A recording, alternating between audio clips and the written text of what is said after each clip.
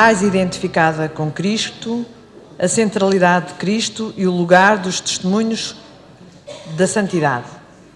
E para o Sr. Padre, vou-lhe dizer que da exortação apostólica sobre a santidade do Papa Francisco, lendo tudo aquilo, até já teve que apresentar essa exortação, mas é pobrezinho o que eu vou dizer, mas toda a vida pensei que os santos eram os outros, aqueles santos serenos, muito bem comportados, muito tudo.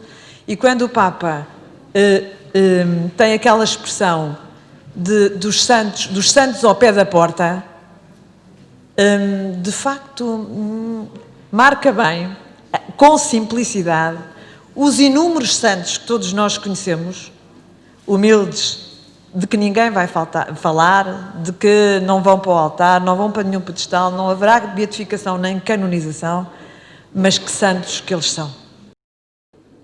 O que me foi pedido foi, como está divulgado, e eu procuro sempre, muitas vezes tenho que fazer piruetas à procura do fio à meada, mas faço sempre o esforço de vir ao encontro dos títulos que me são dados. Portanto, vida mais identificada com Cristo, a centralidade de Cristo e o lugar do testemunho dos santos, o lugar dos testemunhos de santidade. Já veem que é o sistema solar e mais um pouco. O que eu me propus, o que eu queria ter feito, era o que eu chamaria uma pequena mistagogia da santidade. Ou, se quiserem, da santidade cristificada, ou seja, moldada por Jesus. Entro no meu texto e perdoar-me-ão o enfadonho que ele possa ter.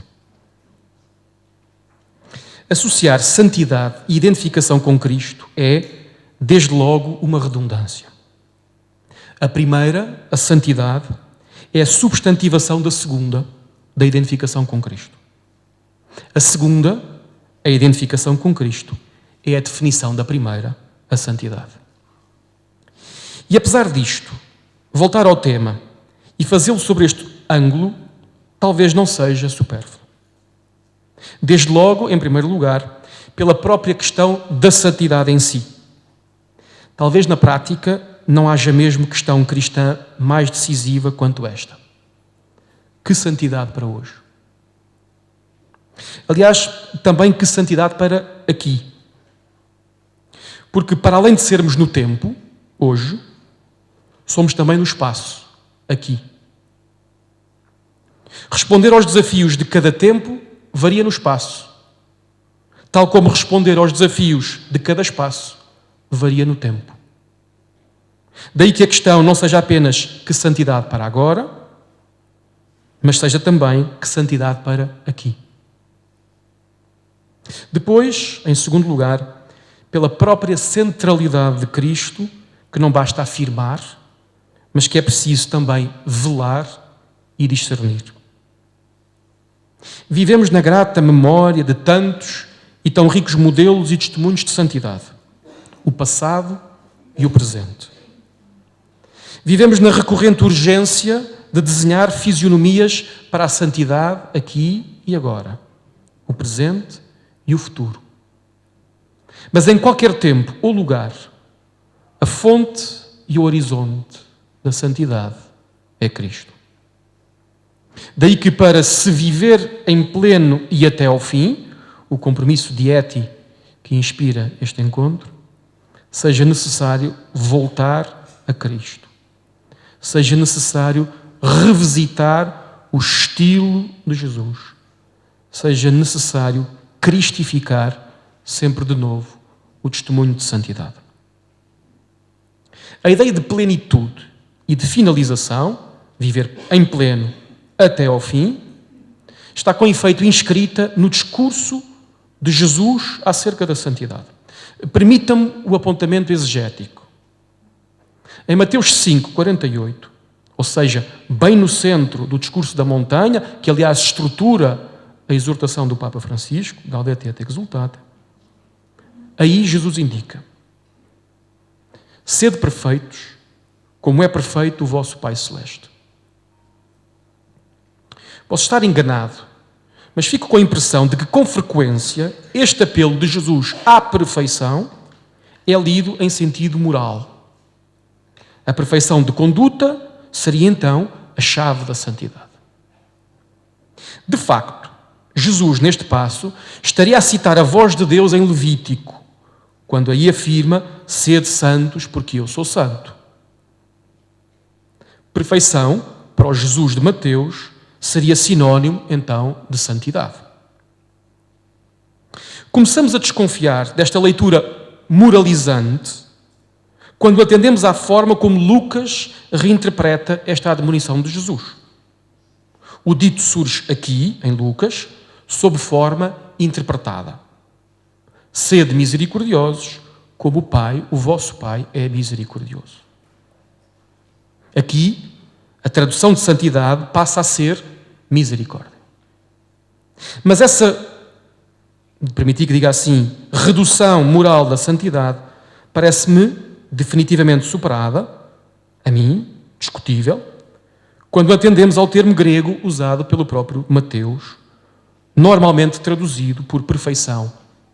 O termo é teleios. Qualquer dicionário explica o seu sentido. Algo que alcança o seu fim, acabado, o que de nada carece para estar completo, perfeito, consumado. Assim se esclarece que a santidade, segundo Jesus, pelo menos segundo o Jesus de Mateus, é a perfeição no sentido de completude, de inteireza, de integridade, no fundo, de plenitude e finalização. O que inclui, mas ultrapassa a dita expressão moral. Santidade é, então, integridade de ser. É ser pleno em tudo, tal como Deus também o é. Espero não exorbitar da palavra de Jesus, mas, no fundo, com a sua indicação, ele quererá dizer-nos isto: sede íntegros, como íntegro é o vosso Pai Celeste. Sede plenos, como pleno é o vosso Pai Celeste. Julgo ter assim, com esta minha introdução, convocado já para esta reflexão todas as expressões com que se tecem este encontro nacional e esta minha intervenção. Procuro desta forma, como disse, vir ao encontro do que me foi pedido e que se condensa no título que me foi entregue. Tento, na medida do que sou capaz, articular estas três indicações: identificação com Cristo, centralidade de Cristo, lugar do testemunho de santidade. Começo pelo fim, ou seja, começo por interrogar o lugar do testemunho dos santos. Guardo o melhor para o fim, ou seja, Cristo. E o esboço do que possam ser traços de uma santidade evangelizada, traços de uma santidade cristificada. Primeiro ponto, então. Vai haver muitos pontinhos também. É vício, não é virtude. O lugar dos santos, o lugar dos testemunhos de santidade. Que equívoco seria colocarmos nos santos o fulcro da santidade. Seria engano semelhante àquele que nos fez por um tempo longo, por sinal, crer que nos achávamos no centro do universo. Tal como o planeta que habitamos não é o centro do nosso sistema solar, também o planeta que somos não é o centro da santidade que nos move e atrai. Onde tal ilusão ainda subsistir, precisaremos de um Copérnico da espiritualidade que nos faça reconhecer que somos periferia mais do que centro. No que à santidade diz respeito, somos excêntricos ou estáticos. Ou seja, não somos o centro. Eis algumas indicações espaciais, iniciais, para quem se pergunta sobre o lugar do testemunho de santidade. Esta situação ao lugar foi e é agudamente percebida por aqueles que mais experimentam por dentro e testemunham para fora a santidade. A viva percepção da desmesura, do excesso, da absoluta gratuidade, da presença de Deus na vida e nessas vidas é traço quase omnipresente no testemunho dos santos. São estes quem, primeiro e melhor que ninguém, nos atestam a periferia e excentricidade do seu próprio testemunho de santidade. São estes que, como poeticamente cantava Teresa d'Ávila, confessam: vivo sem viver em mim. vivo sem viver em mim. E tão alta vida espero, que morro porque não morro. Vivo já fora de mim. Vivo já fora de mim. Desde que morro de amor, porque vivo no Senhor que me escolheu para si. São estes que caem primeiro e melhor que ninguém percebem com todo o vigor do que são a velha afirmação bíblica. Ninguém é santo como o Senhor.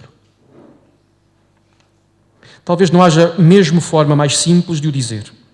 O lugar dos santos está em Deus. No exigente paradoxo, o santo encontra-se a si próprio, fora de si próprio.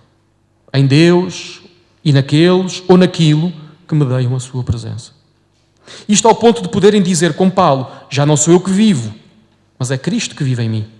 Ou com Agostinho, o Senhor está mais próximo de nós do que nós de nós mesmos. Interior, íntimo meu, superior, sumo meu.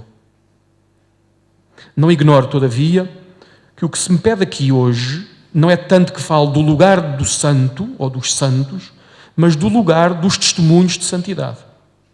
Este outro ângulo questiona-nos acerca da relação dos santos conosco e não tanto da sua relação com Deus. Também isto merece consideração. Proponho 3 tópicos, a partir dos quais poderemos pensar então o lugar do testemunho de santidade para nós e para o nosso caminho. Primeiro item, a historicidade da santidade. A memória e a companhia dos santos começam por inscrever a santidade na história. Talvez isto nos soe tão óbvio que pareça ocioso referi-lo. Não creio que o seja. O cristianismo, na sua gênese, encontrou-se com um mundo cheio de heróis, santos do mundo antigo. Esses heróis eram, com alguma frequência, personagens de mito, como Hércules e os seus trabalhos, Ícaro e o seu voo, Ulisses e a sua Odisseia. A santidade cristã não é desta ordem, porque é histórica, não mítica. Os seus testemunhos não decorrem de um tempo fora de um tempo, de histórias fora da história. Pelo contrário, a santidade bíblica e cristã é artefacto histórico, feita na história, mesmo se de uma história abraçada pela eternidade. Os seus testemunhos podem, com verdade, ser situados em lugares concretos e colocados em tempos vividos. Assim eram, por exemplo, os santos do Antigo Testamento. Abraão, saindo de Ur da Caldeia, e cito, no tempo de Amerafel, rei de Shinear, de Arioque, rei de Elassar, de Cardorlaomer, rei de Elam, e de Tidal, rei de Goim. É de propósito que diga estes nomes que nem sabemos pronunciar. Mas eram gente. Ou Moisés, saindo do Egito no tempo de Ramsés II ou Tutemoses III, conforme as cronologias. Assim era o próprio Cristo, ele próprio feito história, mesmo se o eterno na história, tendo mesmo de ser história, para que a sua Páscoa pudesse ser recriação da história. Assim, enfim, os santos em Cristo, sacramentos de que serem Deus e segundo Deus não é utopia mítica, mas efetiva realidade e possibilidade histórica. Que nos dizem então os testemunhos de santidade que escutamos neles? Que a santidade dos santos acontece na história, não no mito, na realidade, não na idealidade, na corporeidade, não só no espírito, na física, não só na metafísica, no gesto, não só na intenção, na palavra, não só na razão. A santidade dos santos diz-nos que a história é a sua morada. História começada aqui, continuada em Deus. Segunda indicação, inspiração de santidade. A tradição não é mera transmissão de santas relíquias, mas o fermento da criatividade original. O que assim pode ser dito de toda a tradição, a afirmação é do ensaísta francês Gilbert Durand, deverá ser igualmente reconhecido da tradição da santidade cristã. O lugar do seu testemunho não tem de ser apenas o da sua mera reprodução. Pode ainda ser o da inspiração e estímulo de criatividade original. O testemunho de santidade é tantas vezes colocado sob o foco da imitação.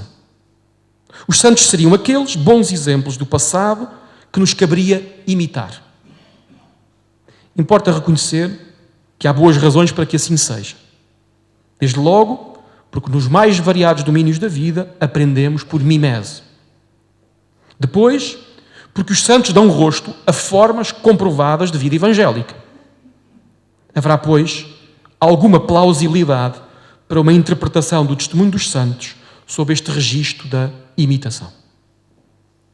Todavia, devo reconhecê-lo, esta forma de ver a questão também me parece limitada e limitadora. O testemunho de santidade nunca foi apenas e só objeto de imitação. Se o tivesse sido, então como explicar a ousadia da novidade que tantos santos, perante novos contextos e situações, trouxeram para os testemunhos de vida cristã? Ao início foram discípulos, depois mártires, depois monges do deserto, depois pastores e teólogos, depois frades mendicantes, depois místicos, depois missionários modernos, depois educadores, depois hospitaleiros, se é assim que se diz, não sei, depois de tudo mais que o mundo pediu e o Espírito de Deus inspirou. Tantas possibilidades de santidade que testemunham não apenas a eficácia da imitação, mas, sobretudo, a força da criatividade. Talvez se deva passar connosco, e esta não é uma vénia ao Paulo, mas talvez se deva passar connosco o que se passará num jovem artista.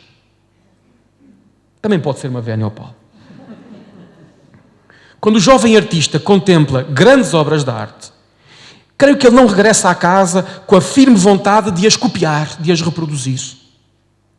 Mas, pelo contrário, descobre-se animado por esse encontro, tendo aprendido aí algo de precioso, experimenta-se inspirado para criar algo de novo. Algo que reflete influências, mas ainda assim novo. Eis porque falo, em segundo lugar, do testemunho dos santos como inspiração de santidade. Terceiro item, comunhão de santidade. Por último,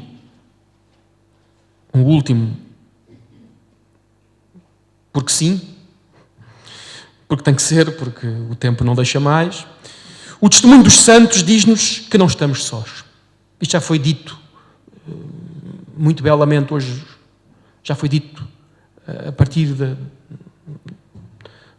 do lugar de onde o Paulo nos falava. O testemunho dos santos diz-nos que a santidade é uma companhia, não uma solidão. Que a santidade é tarefa e património eclesial, não coisa particular. Também a este horizonte se abre a noção clássica de comunhão dos santos. Seguramente esta diz a teia de bem-querer mútuo entre todos, vivos e mortos, passados e presentes, santos e pecadores. Mas uma santidade assim intercepta-nos também naquilo que profundamente somos, seres de relação, criados da comunhão e para a comunhão. Estranho seria que assim não fosse, que a santidade, qualquer que seja a forma que ela assuma, não levasse à plenitude aquilo que somos. Sob o testemunho da comunhão dos santos, estamos assim exonerados do voluntarismo da autossantificação. Porque somos seres de relação, somos santos na relação. A santificação é mesmo, como recorda o Papa Francisco, um caminho comunitário. O que não faz dele, reconheça-se, coisa mais simples, mas faz dele, seguramente, coisa mais bela. Assim são todas as empresas conjuntas. E em tempos amigos de um certo individualismo, talvez dizer isto de novo, tenha hoje aquela frescura e ousadia da loucura dos santos de outrora. Ajudar-nos a, se pensarmos a santidade à luz da noção de personalidade corporativa. Com esta expressão, a teologia, ou uma certa teologia, diz a possibilidade de toda a comunidade agir pela ação de um só dos seus membros. Como diz a capacidade de cada membro individual se reconhecer presente em cada gesto da sua comunidade. Ao limite, este deveria ser o princípio vital da vida em igreja, na medida em que permite superar todas as armadilhas do individualismo, o indivíduo posto acima da comunidade, mas também do comunismo, a comunidade posta acima do indivíduo. O testemunho de santidade situar-nos-á também assim para lá dos unilateralismos do indivíduo e da comunidade. Porque quando um santo age, age toda a comunhão dos santos.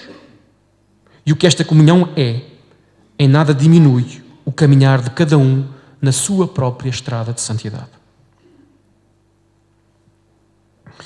Em segundo lugar, entro no esboço, porque não é mais do que isso, até porque vou ter que abreviar, do que então pensei como uma pequena mistagogia da santidade. Gostaria de usar o tempo que me resta para regressar ao que disse ao início e que anunciei ser o melhor. Forma, por certo, bastante desastrada de gerir as expectativas do auditório. Gostaria de voltar à identificação com Cristo e gostaria, sobretudo, de esboçar o que seja uma santidade evangelizada para aqui e agora. A tarefa é demasiado exigente para que se possa alguma vez ter uma resposta fechada. Tratar-se-á, como disse, mais de um esboço do que de um projeto. A algo disso se propôs o próprio Papa Francisco no capítulo 4 da exortação Gaudete et Exultate, sintomaticamente intitulado Algumas características da santidade do mundo atual, e onde discorre sobre a santidade a partir de tópicos como a firmeza, a paciência, a mansidão, a alegria, a audácia, o ardor, a comunidade ou a oração. Sintonizado com o exercício do Papa, tomo, contudo, estrada distinta. Até porque Roma locuta, causa finita. Isto é, quando Roma fala, a questão está dirimida. Tomo então estrada distinta. Poderia procurar, de facto, disseminados pelos Evangelhos, os traços do modo de ser de Jesus, o estilo de Jesus, se quiserem, que descrevem o que seja ser santo e que, portanto, nos aproximam de uma identificação com Cristo. Essa via terá de ser percorrida noutra ocasião. Parto, ao invés, de um só texto bíblico. Por sinal, nunca mencionado na referida exortação. Jesus e os discípulos de Emaús. A ideia de um caminho feito com Jesus insinuou-se-me como uma parábola evangélica da tal santidade cristificada. Ou seja, de uma santidade como o barro, moldada por Jesus como o oleiro. Tomo, pois, este texto bíblico como guião possível para a tal santidade identificada com Cristo. Proponho concretamente uma pequena mistagogia da santidade centrada em Jesus, isto é, uma condução ao seu mistério da santidade, e construiria este itinerário em torno de 10 pequenas indicações do texto de Emaús. Digo construiria porque algumas vou apenas enunciar. Primeira indicação primeiro passo desta mistagogia, a santidade do caminho. Estes discípulos habitam um caminho. Desculpem o parênteses. Uso o texto de Emaús porque julgo que neste auditório ele está suficientemente fresco nas nossas memórias para me dispensarem daqui o ler. Estes discípulos habitam um caminho. Caminho, aliás, que percorrem sintomaticamente em 2 sentidos. É certo que eles partem de uma cidade à qual regressam, como é certo que se dirigem a uma casa à qual pertencem. Mas a maior parte do texto não se passa aí. Nem na cidade, nem na casa, mas no caminho. 17 versículos, num total de 23. Mas, não apenas eles, mas também o misterioso Jesus coloca-se a seu lado. Este, inclusivamente, só a esforço e com insistência, aceitando sair do caminho para parar. Repito, só a esforço e com insistência, Jesus aceita sair do caminho. Ter-se-á tornado corriqueiro dizer que estamos a caminho da santidade ou de qualquer outro objetivo grande das nossas vidas. Não há problema que o digamos, porque é verdade. Só que a força dessa verdade tende a diluir-se na banalização dessa condição. Precisaremos de voltar a Jesus para ressignificarmos a nossa radical condição humana de peregrinos, ou seja, de lhe darmos novo significado real. Para a questão da santidade, talvez não interesse tanto que habitemos o caminho. Interessará sim que, como em Emaús, Jesus o habite também. A sua santidade, a de Cristo, também é no caminho, simultaneamente em dois sentidos, para o Pai e para a humanidade. Só assim verdadeiramente pascal, porque só assim caminho e passagem. Em Jesus percebemos uma radical santidade do caminho. Não apenas está a caminho, mas faz-se caminho. Segunda indicação seria santidade da companhia. Caminham 2 a 2, caminham 2 a 3, mas de alguma maneira já referi, salto. Terceira indicação seria a santidade do diálogo. Boa parte do que fazem, tanto estes dois como o próprio Jesus, é fundamentalmente falar. Dizia que se submetem a uma logoterapia espiritual. Pela palavra, falam de si, dos seus sonhos, fracassos, memórias, compreensões, incompreensões. Precisam de desabafar. Mais fundo do que isso, precisam de se dizer. Buscam assim, mesmo se sem positiva consciência, o sentido que aqueles eventos em Jerusalém haviam desfeito. Falam, mas também escutam. Escutam-se um ao outro, escutam-se a si próprios, escuta-os aquele misterioso companheiro, escutam-no eles a ele. Exercitam, no fundo, a arte da conversa. Se tudo isto for indicativo de uma santidade evangelizada, então o santo de hoje terá de ser um bom conversador. E se calhar não precisarão apenas de ser conversas tão decisivas quanto esta de Emaús. Poderá ser também a capacidade e o gosto de conversar sobre as coisas mais simples, mais básicas da vida. Ao limite, sobre qualquer coisa. Ou melhor, talvez a arte de conversar com verdade sobre as grandes questões da vida precise de conversas mais simples, como o atleta precisa do treino. No fundo, interessa-me apenas insistir nesta ideia. O santo, aqui e agora, tem de ser um bom conversador. Quarta indicação, chamei-lhe provocatoriamente santidade impura. Se lido sob o ângulo da santidade, nada há de ideológico neste texto. Ele não nos serve personagens acabadas, modelos impolutos, ideias arrumadas, convicções inabaláveis, uma pureza crente. Pelo contrário, ele exibe a impureza de gente que caminha com Jesus, mas que o faz na tristeza, na incompreensão, no desalento, do cansaço, de noite. Gente que caminha com Jesus, gente que já caminha com Jesus, mas não o sabe. Mas, diz o texto que pararam entristecidos. Jesus parou com eles. Bela indicação para as várias noites de quem crê, como para as várias noites de quem não crê. A santidade não parte de uma condição espiritual quimicamente pura. ela é realista até ao tutano. E talvez o seu maior inimigo seja mesmo a idealização. Como, aliás, era dito esta manhã, achar que a santidade só existe num estado de sublimidade espiritual, quase angélico, sobre-humano. Ora, aqueles 2 homens eram mesmo homens, não anjos. Foi a esses e a esses assim que Jesus apareceu. Foi com esses e com esses assim que Jesus caminhou. Foi a esses e a esses assim que Jesus se comunicou. Quinta indicação seria a santidade da inquietude. No fundo, percebem que tem que ver com esta arte de fazer perguntas.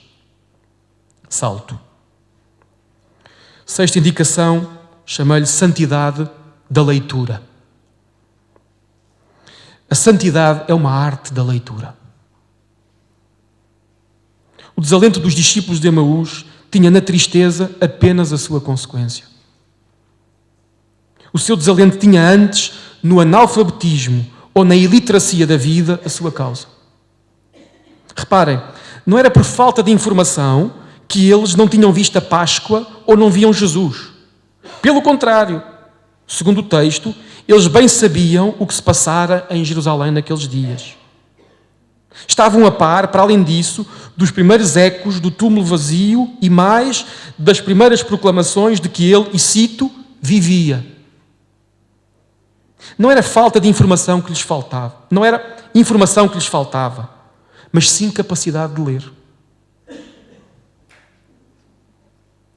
Por isso, não espanta que tenha sido exatamente isso que Jesus fez. Leu-lhes a Escritura, leu-lhes a sua história, leu-lhes a vida. Então, e só então, a luz da Páscoa começou a iluminar-lhes o caminho. Diria que dos santos se espera muito disto. Não um acumulado de informações em bruto, das quais não se sabe extrair nem um raio de luz, nem um grão de sal. Mas uma literacia integral da vida, que conecte os pontos, como agora se diz, e perceba o encadeado das coisas. Porque, outro mantra deste tempo, isto está tudo ligado. Ou porque, como escreveu Saramago, e esteve tantos anos grafitado no muro em Lisboa, ali junto ao Tejo, o caos é apenas uma ordem à espera de ser decifrada. Cristo foi um grande decifrador do cosmo, da harmonia, inscrito no caos. Em tempos complexos, e mais do que isso até complicados, em lugares onde se acumula a informação e emerge essa nova religião que o best-seller Yuval Noah Harari chamou o dataísmo, a religião do Big Data, a simples capacidade de ler transformou-se na capacidade de ver o invisível, de ver o que se esconde por trás da aparência. Talvez aqui morem os místicos do nosso tempo. Será esta a nova forma de visão mística que estes tempos e lugares pedem também aos santos.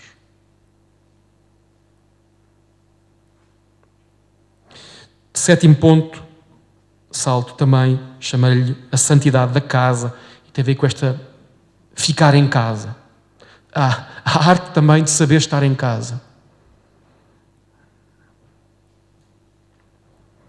Oitavo ponto, santidade da comunhão. É à mesa que os olhos, a inteligência e o coração se abrem. Não admira que assim tivesse sido, porque a mesa da refeição, a par do leito dos amantes, é o enorme símbolo de comunhão. Quando viram o pão repartido, finalmente vislumbraram Jesus. Quando ouviram aquelas palavras de bênção, finalmente escutaram Jesus. Como não será também assim hoje? A recriação do mesmo gesto identifica com Jesus.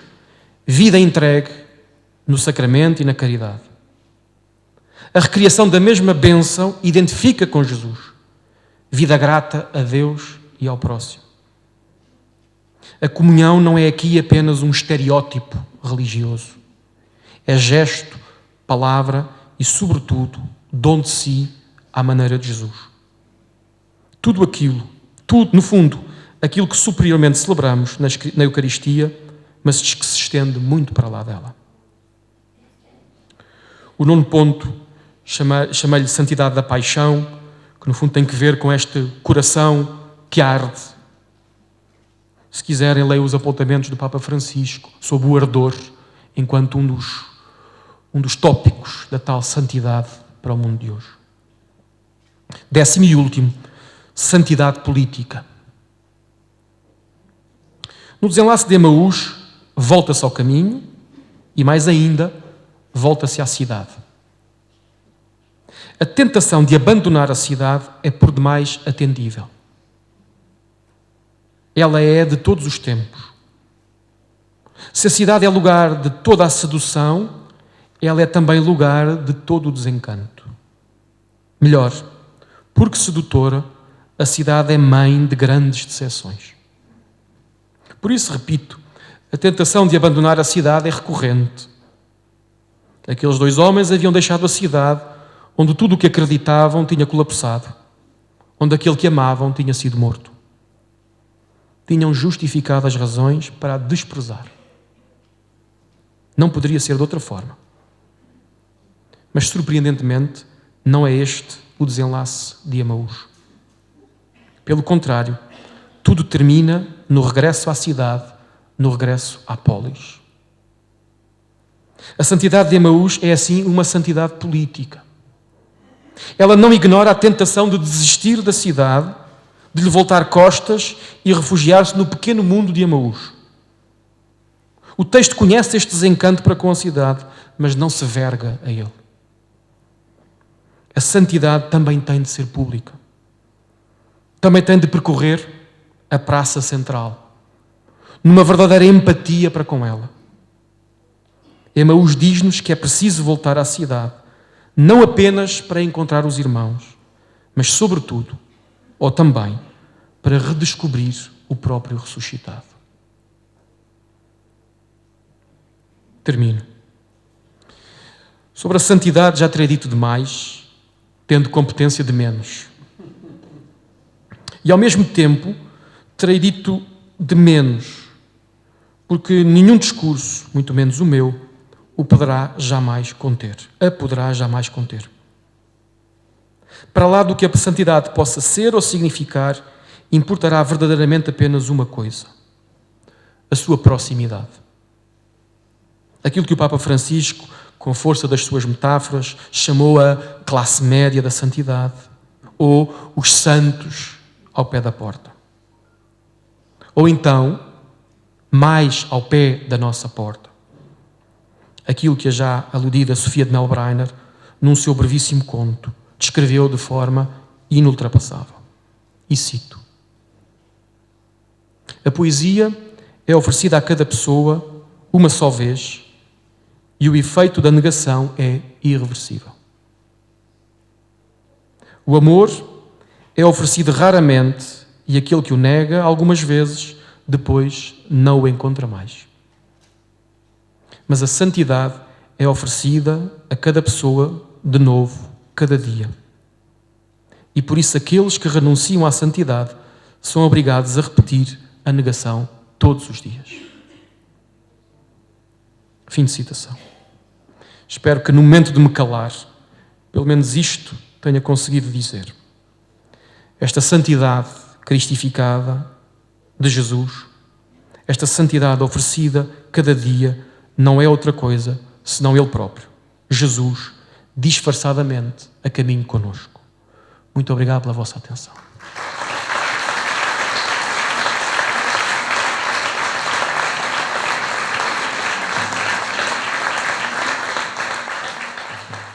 E gostaria de perguntar se a teologia hoje em dia atribui ainda um pouco como o Teilhard de Chardin, quando falou de noogênese em direção ao ponto ômega, Cristo, se a teologia, dizia, ainda pode incorporar a centração do cosmos em Cristo. Como interpretar de novo o hino aos Colossenses?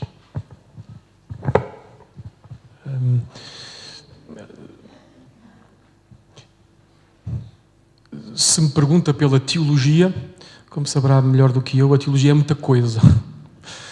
E se me pergunta pelo meu ângulo de compreensão do problema, eu acho que essa é uma chave de leitura decisiva para um cristianismo, para uma teologia cristã que cá está, saiba ler a história, saiba ler o cosmos, saiba ler a vida, saiba ler e essa chave, Cristo como a chave de leitura, um pouco como o Pierre Teilhard de Chardin tentou fazer, a meu ver, é tão necessária quanto difícil de se fazer, reconheça-se. Mas talvez os próximos anos a teologia é uma espécie de retaguarda da história, dito assim. Ela vai sempre atrás dos problemas. Estou a caricaturar, estou a fazer uma espécie de discurso autodepreciativo sobre a teologia, que é uma coisa que os humoristas nos ensinam a fazer. Mas, quer dizer, o trazer da questão ecológica para a agenda vai obrigar a teologia não apenas a ficar pela espuma do problema, espero eu, mas a ir à raiz do problema. E uma teologia da ecologia não pode ser apenas uma teologia de boas práticas, embora essa tenha que ser uma boa consequência, tem que ser, de facto, alguma releitura teológica da casa. Portanto, admito que esse ângulo de visão mais holístico, mais cósmico, acabará por, nos próximos anos, ser reativado no discurso teológico. Mas isto é um palpite, não é mais do que isso.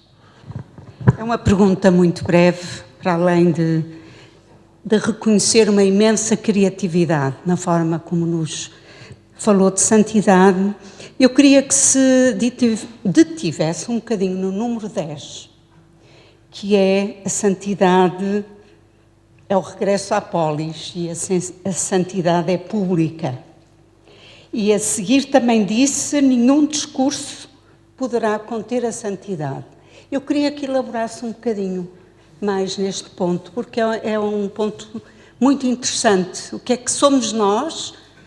Se quiser, não pode falar por mim, porque eu sou mulher leiga e é um padre, mas exatamente, nós leigos na polis, o que é que quer dizer esta santidade? Muito obrigado pela pergunta. Eu diria, em primeiro lugar, é a consciência dessa condição. Digo aqui política, creio que se percebe no sentido mais amplo, mais nobre do termo, o que não reduz, o que inclui, não exclui, o sentido até mais comum de político. Atenção. Em primeiro lugar, é perceber que a experiência crente, e aliás o cristianismo, tem uma relação com todas as geografias, entendamos, mas tem uma relação fundante, originária, recorrente com a cidade, com a praça pública, com mesmo quando tendo que viver em espaços restritos, de alguma forma ela já transpirava para fora na sua expressão mais genuína. Se me pergunta o que é o lugar dos cristãos, eu vou dizer assim, espero não escandalizar alguns. Eu sou padre secular e levo muito a sério a nota da minha secularidade. E por isso sinto-me muito em casa no meio dos leigos. De alguma maneira, também eu estou a meio caminho entre uma Emaús e uma Jerusalém, não é? Portanto, mas sinto-me muito em casa, aliás, porque gasto boa parte do meu dia numa escola, ando no trânsito, essas coisas todas, ou tento andar, não é? Que às vezes o trânsito não me deixa. Mas, e, portanto, esta nota da secularidade é uma coisa que também em mim é algo que me obriga a pensar quem sou, o que é que... E, portanto, aquilo que vou dizer não é apenas uma resposta empacotada para os leigos, é também uma resposta que eu, a partir da minha condição secular, repito, também luto com ela. Não tenho receitas, ponto 1. Ponto 2, não há discursos fechados sobre a santidade, porque a santidade, se ela interage com o meio onde está, ela nunca pode ser fechada por definição, não é? Porque o contexto é mutante. Terceira coisa, volto àquilo que disse. Se nós, cristãos no mundo, ajudarmos o mundo a ler-se a si próprio, na cidade, formos pedagogos neste sentido, sem nenhum paternalismo, mas ajudarmos a ligar os fios soltos da vida, das vidas, teremos sido autênticos revolucionários. E no final do processo, no final, no meio, antes, não sei, se calhar em todos os momentos do processo, isto é evangelizador. Porque se a verdade da história, da vida, for mesmo como nós acreditamos, Jesus, nós vamos acabar por encontrar. E atando as pontas, desaprendendo e aprendendo, como há pouco se dizia, com os outros, talvez este seja o serviço público. Fala-se hoje muito e bem, e é uma questão da sociedade portuguesa, que é as questões dos serviços públicos, não é? Eu acho que há aqui também um serviço público que, desculpem que diga assim, sem nenhuma presunção, mas há aqui um serviço público que nós podemos prestar, que é o serviço público à procura do sentido. E talvez este seja o serviço público que o laicado, que crentes podemos prestar. Gostava que nos pensássemos também nesta lógica de serviço público. Não apenas os hospitais, não apenas o SNS, não apenas a escola, mas há tantas outras formas de serviço público que podem ser prestadas, não apenas dessa forma. E se calhar o testemunho do Evangelho é também um serviço público. Pelo menos, creio que estaremos de acordo nesse ponto. Eu pego no microfone só para continuar a conversa, mas acima de tudo para te agradecer muitíssimo, gostei muito de te ouvir. Como já aqui também foi dito, é raro ouvir um teólogo usar uma linguagem que seja também tão sedutora e tão atrativa e ao mesmo tempo muito justa, profundamente justa. Gostava só de dar duas notas e uma provocação, ou melhor, uma pergunta para continuarmos também essa conversa. Um primeiro que tinha a ver com uma pergunta que a Margarida também tinha colocado no início, que é a questão dos limites, e que tu também aproveitaste para tocar, este aqui e agora, como limitação, dizer que uma das coisas que podemos aprender com os artistas e com os santos é que os limites não são um problema, são uma oportunidade. E, portanto, os limites, não há arte sem limites. Não sabemos o que é isso. Da mesma maneira que não há santidade sem limites. E, portanto, esse é um ponto que gostava de fazer de ligação. Portanto, não pensar os limites como um estorvo, mas perceber que os limites são o ponto de partida de qualquer coisa que ainda não sabemos o que pode ser e que os artistas nos ajudam precisamente a compreender como profundamente criativo e profundamente inesperado. E se pensarmos que só existe cultura, como alguns dizem, porque existe esse limite maior que é a morte, e é por isso que criamos, e é por isso que desejamos deixar qualquer coisa para os que vêm. E, portanto, uma espécie da cultura e as artes como uma barragem contra a morte, no que escrevemos, no que ensinamos, no que passamos aos outros, é também uma forma de lidar com esse maior limite, o limite maior da morte. O segundo ponto, e recuperar qualquer coisa que também Ricard nos ensina, Ricard faz uma ligação entre o artista e o santo, que é curioso. E nesse ponto o teu texto também está de acordo com essa perspectiva, que é, diz Ricard, que um artista e um santo, ambos respondem de forma justa à realidade. Ou seja, quer o artista, quer o santo, segundo Ricard, executam o gesto correto, adequado à realidade. E, nesse gesto adequado à realidade, estão no lugar de qualquer um de nós. Qualquer um de nós naquele lugar devíamos fazer esse gesto e por isso é que comunica connosco, nessa ideia de comunicação também dos santos, no caso uma obra de arte comunicar connosco, porque qualquer um de nós poderia fazer, ou deveria fazer, ou ter feito aquele gesto. Portanto, há assim uma espécie de autenticidade que terminava e terminava já com esta história. Há uma pequenina história rabínica que conta que o Rabi Zucia contava aos seus discípulos que na vida que há de vir não me vão perguntar porque é que eu não fui Moisés, porque é que eu não fui Abraão, porque é que eu não fui Isaías. Vão-me perguntar porque é que eu não fui Zucia, ou seja, porque é que eu não fui quem sou. E essa ideia de que a santidade tem a ver com o que és, com quem és, no sítio em que és, e não apenas uma pura imitação de quem quer que seja, julgo que é determinante e obrigadíssimo por o teres sublinhado. E a provocação é esta. Em Emaús, de onde partes, há qualquer coisa de extraordinário até do ponto de vista da questão da imagem e da questão das artes, do pensamento estético, que é, enquanto Cristo, como tu dizias, caminhava com eles, eles não o viam. Não é? Ou seja, eles não o viam significa, não o percebiam como Jesus. No momento em que eles percebem que Ele é Jesus, Ele desaparece. E eu julgo que poderá haver qualquer coisa na tua reflexão sobre a santidade que podia dar resposta a isto, ou poderia continuar esta reflexão, que é como é que lidamos com a ausência.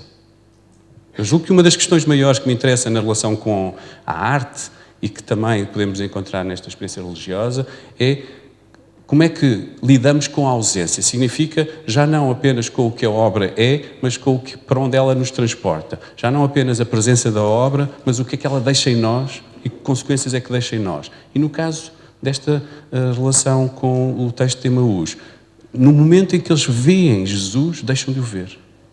E eu julgo que isto pode ter e deve ter consequências numa reflexão também sobre... Ou seja, esta questão da ausência deve ter consequências na relação também com a santidade. Pergunta.